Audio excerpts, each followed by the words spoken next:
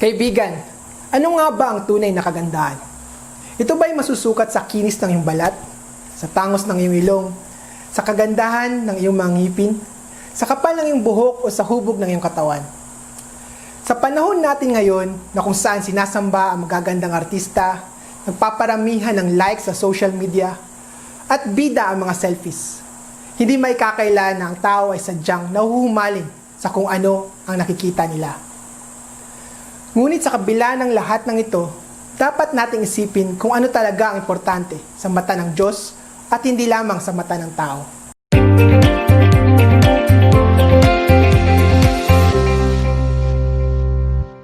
Si Yahshua o Jesus ay nagsabi sa Luke chapter 16 verse 15. Kaya't sinabi niya sa kanila, kayo ang nagpapanggap na matuwid sa harapan ng mga tao, ngunit alam ng Diyos ang nilalaman ng inyong mga puso.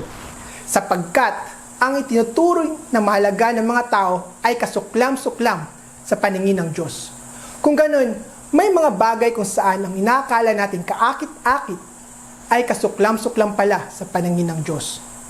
Kaya, isang napaka-importanting bagay para sa atin na malaman kung ano ba talaga ang tunay na kagandahan ayon sa banal na aklat, ang Biblia.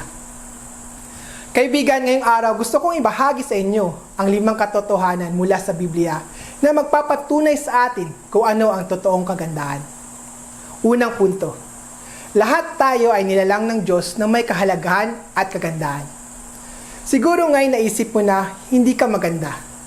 Naisip mo na wala kang may pagmamalaki sa iba.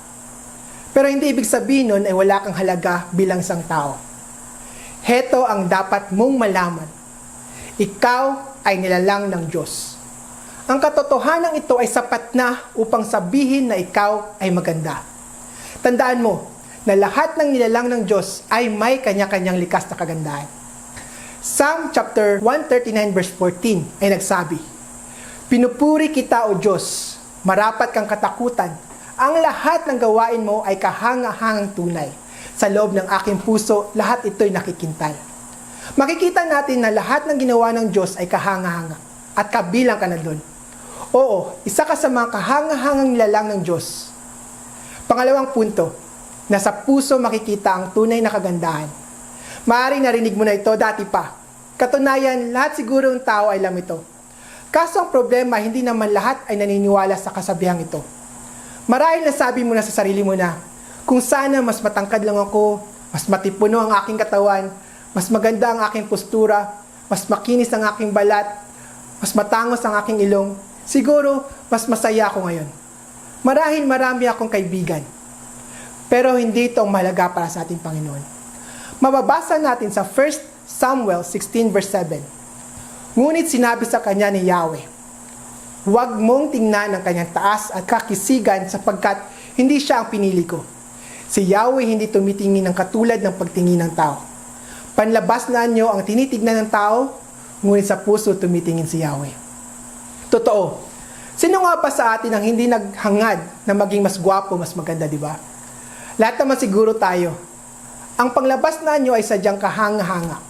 Pero para sa ating Panginoon, yan ba talaga ang nakapagpapahanga sa Kanya? Kakabasa lang natin ang kasagutan. Hindi. Hindi siya tumitingin sa panglabas na nyo. Tinitignan niya kung ano ang nasa puso natin. Ang tunay na nagpapaganda sa mga tao para sa Diyos ay ang pagkakaroon ng mabuti, mapagmahal, mabait, at matuwid na puso. Pangatlong punto, ang kagandahan ay mapanlinlang. Basahin natin ang Proverbs 31 verse 30.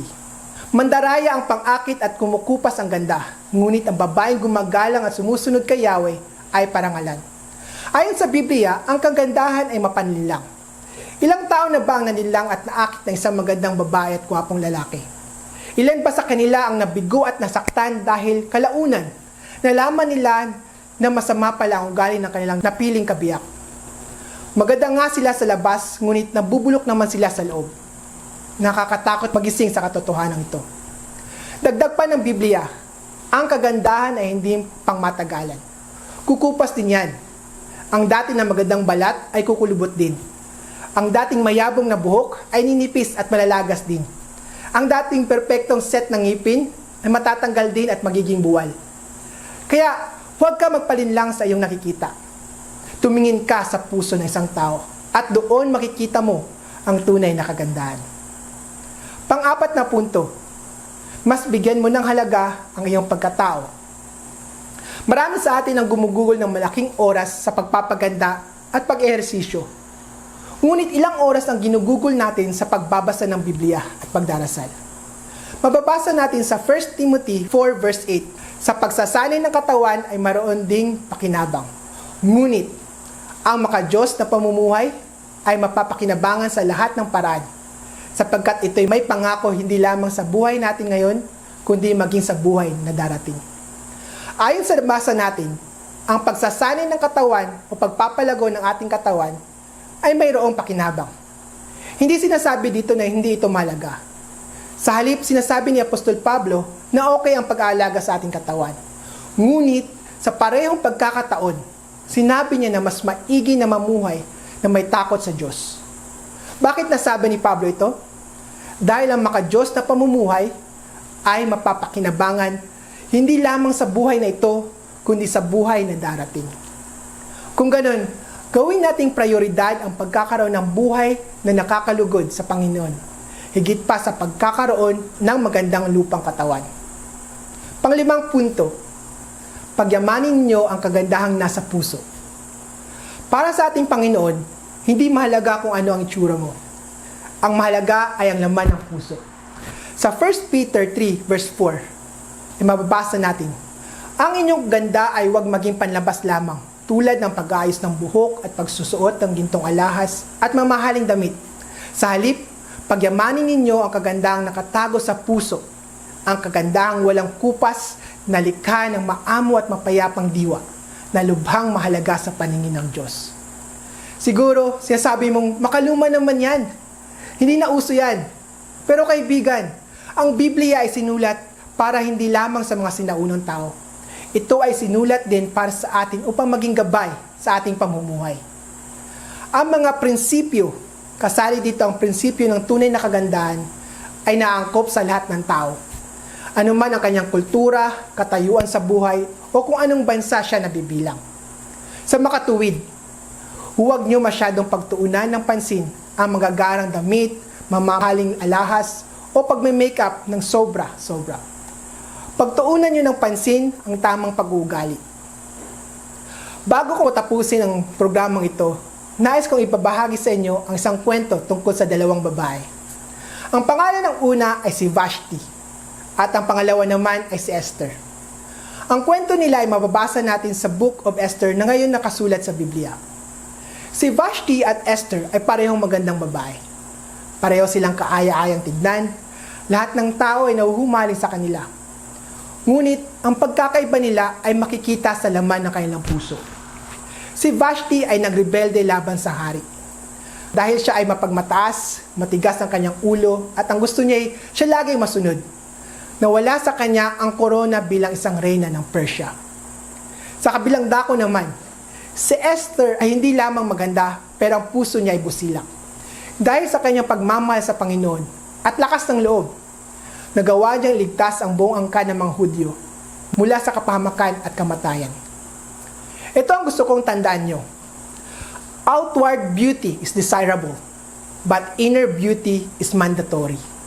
Ibig sabihin, ang panlabas na anyo ay kanais-nais, pero optional lamang. Pwedeng wala yan, pwede ding meron. Ngunit ang panloob na kagandahan ay hindi optional. Isa itong bagay na kailangan meron tayo. Hindi pwedeng pipiliin mong panlabas na kagandahan, tapos walang panloob na kagandahan. Para sa ating Panginoon, mas mainam pa na mas pusilak ay iyong puso, kesa maganda ka nga, pero wala ka namang pagmamahal at takot sa Diyos. Kaya huwag kang malungkot kung wala kang looks. Huwag kang malungkot kung hindi perpekto ang iyong panglabas na anyo. Huwag kang malungkot kung pango ang iyong ilong, maitim ang iyong balat, manipis ang iyong buhok. Magsaya ka dahil hindi dyan nakatuon ng pansin ng Panginoon. Sa halip, siya ay nakatingin sa iyong panloob na kagandahan. Yun lamang po. Ako po si Joshua Infantado ng Biblical Truths na nagpapaalala sa inyo na lagi kayong lumago sa katotohanan